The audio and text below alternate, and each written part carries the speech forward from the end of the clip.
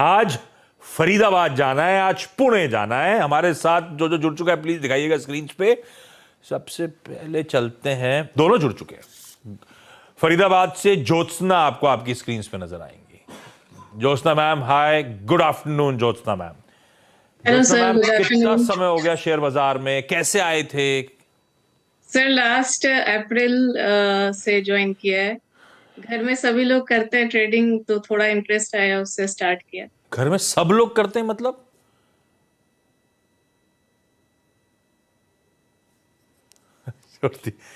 तो सब लोग करते हैं, फाइनली ज्योत्सना हेलो। को इंटरेस्ट आया। 1 साल से कम समय हुआ है। ज्योत्सना ये पिछला 1 साल कैसा रहा? ये जो घर पे सब लोग करते हैं, इन्हीं से डिस्कस करके स्टॉक ले रहे हो या आप इंडिविजुअली अपने कुछ सेलेक्ट करते हो? मिला जुला रहता है सर, अपना भी रहता है, कुछ कुछ देख के करते हैं, कुछ आप लोग का देख के सुन के करते हैं। और पहली क्वेरी कौन सी गौरांग सर के लिए ज्योत्सना, ज्यादा दिक्कत कहां आ रही है, उससे शुरू करा जाए। सबसे ज्यादा सर पीसी ज्वेलर ले लिया था ट्रेडिंग पॉइंट ऑफ व्यू के लिए। 350 शेयर 90.88 के भाव पे है मेरा, और वो कंटिन्यू लोअर सर्किट पे जा रहा था। अभी 2 दिन से थोड़ा पिकअप लिया है, तो पता नहीं अभी क्या करना है इसमें। ट्रेडिंग के लिए लिया था पीसी ज्वेलर्स, ये किसने डिसाइड किया था? ये आपका कॉल था या परिवार में किसी का सर कॉल था? मेरा नहीं, मेरा था। वो उस समय था कि दिवाली आने वाली है, फिर दिवाली में, और वो अचानक से स्टॉक बड़ा स्पीड ले रहा था, तो मैं काफी नीचे पॉइंट्स उसको देखते आ रही थी। लास्टली मैंने पिकअप किया, उसके बाद वो 100 को क्रॉस भी किया था, लेकिन मैं नहीं कर पाई तब तक ट्रेडिंग। आइडिया अच्छा था, दिवाली पे हाँ जी। ज्वेलरी की शॉपिंग करूं उससे अच्छा कोई ज्वेलरी स्टॉक खरीद लूं। ये आइडिया बुरा नहीं था आपका, बस गलत हो गया कॉल। जो स्टॉक पे दाव लगा दिया हमने। पीसी ज्वेलर्स के अपने वैसे एक जमाने का, आज भी इसके नॉर्थ इंडिया में तो बहुत तगड़े स्टोर्स नजर आते हैं, 3-3 माले के वाइट चमकती बिल्डिंग्स। लेकिन इसके अब अपने सेट ऑफ इश्यूज हैं। अब इश्यूज खैर वो चाहे वो डेट पाइलअप होना, लॉसेस करना, वो रेगुलेटर्स का एक्शन होना, डिफॉल्ट कर दे, बहुत सारे इश्यूज सामने आ गए। तो लिया तो गौरांग सर खैर इन सबसे दूर ट्रेडिंग के लिए था, लिया था ट्रेड में 90 का 100 भी देखा, वो बुक नहीं करा समय पे, और आज देखिए 2/3 कैपिटल निकल गया है। क्या करूं गौरांग सर? और अभी तो लोअर सर्किट का गेम था, अब निकलने के मौके मिल रहे हैं, निकलूं कि नहीं निकलूं? धन्यवाद आशीष आपका, और आप सभी को शुभ दिन हमारे तरफ से।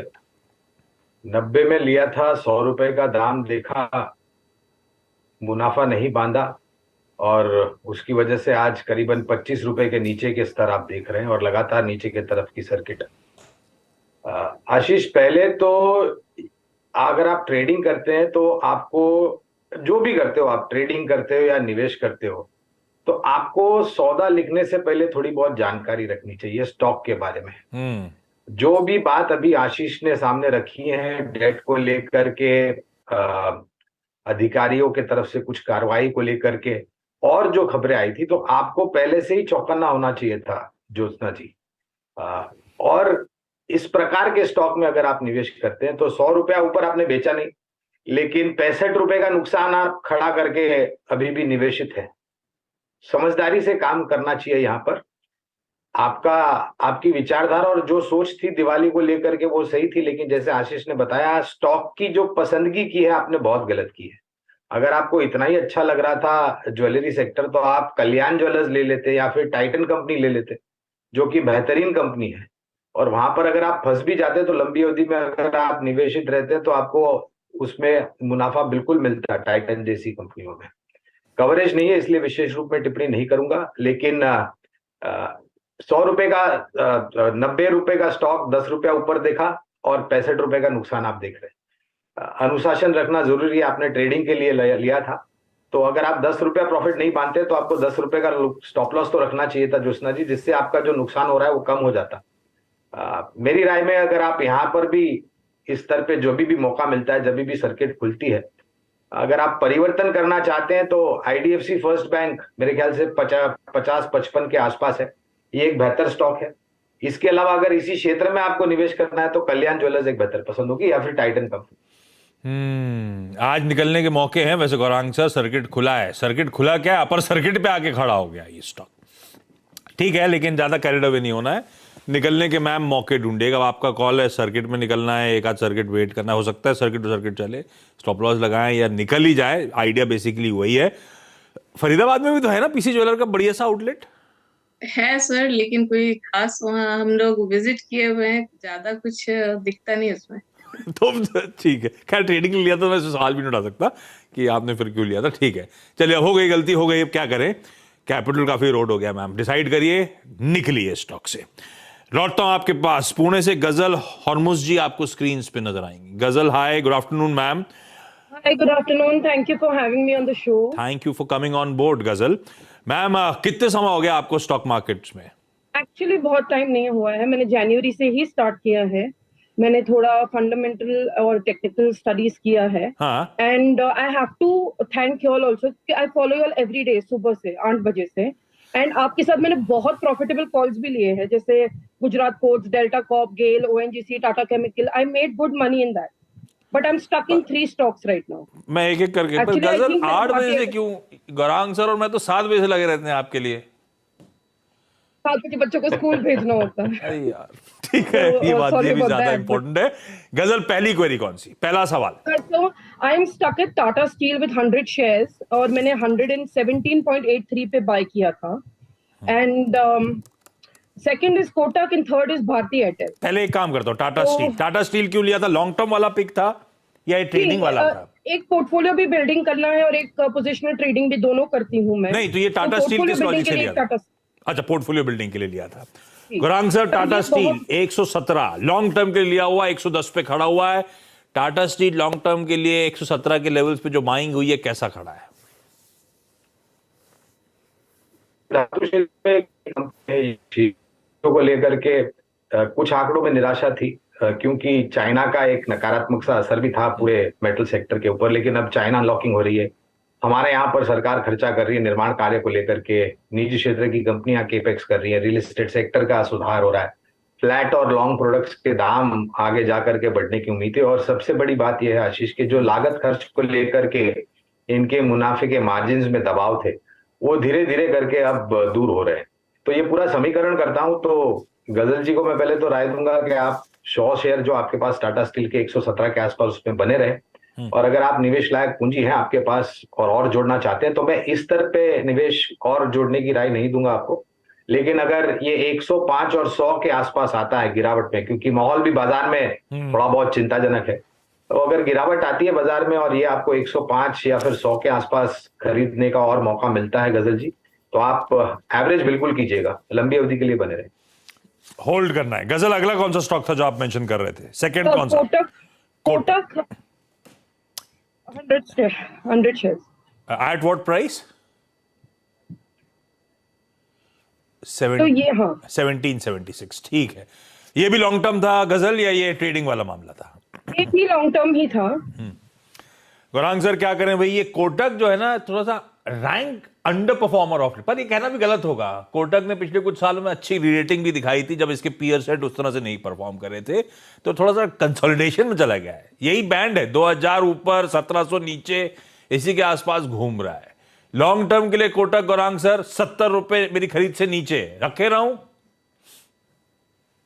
देखिए आशीष, बाजार में उतार चढ़ाव आते हैं, लेकिन उसके कारण आपकी जो सोच और विचारधारा लंबी अवधि की है, और अगर आपने अच्छे और बेहतरीन स्टॉक में निवेश किया है तो आपको उस विचारधारा में कोई परिवर्तन करने की जरूरत नहीं है। बाजार के 2 पहलू होते हैं उतार चढ़ाव के, और मैं हमेशा राय देता हूं आशीष के गिरते हुए बाजार में आपको मौके ढूंढने चाहिए एक बहुत ही सक्षम और मजबूत पोर्टफोलियो बनाने के लिए, अच्छी और मजबूत कंपनियों में निवेश करके। कोटक निजी क्षेत्र की एक बेहतरीन कंपनी, Yes. आपसे बिल्कुल सहमत हूं आशीष के एक बहुत ही दायरे में कामकाज कर रहा है। और एक दूसरी चिंता इस स्टॉक को सता रही है, वो है सक्सेशन प्लान। Yes. तो उसको लेकर के भी मेरे ख्याल से थोड़ी बहुत बाजार में चिंताएं हैं, लेकिन बाजार में मेरे ख्याल से ट्रांजिशन होता रहेगा। हर एक कंपनी के जो आला अधिकारी, उच्च अधिकारी है, उनका एक समय आएगा, रिटायर होंगे, दूसरे व्यक्ति का चुनाव होगा और वो सक्षम रूप से बैंक्स को चलाएंगे या फिर कंपनीज को चलाएंगे, इसमें कोई दो राय नहीं है। तो 60-70 रुपया नीचे है तो आपको चिंतित होने की जरूरत नहीं है। हमारी खरीदारी की राय है और लक्ष्य के रूप में 2250 से लेकर के 2300 के लक्ष्य।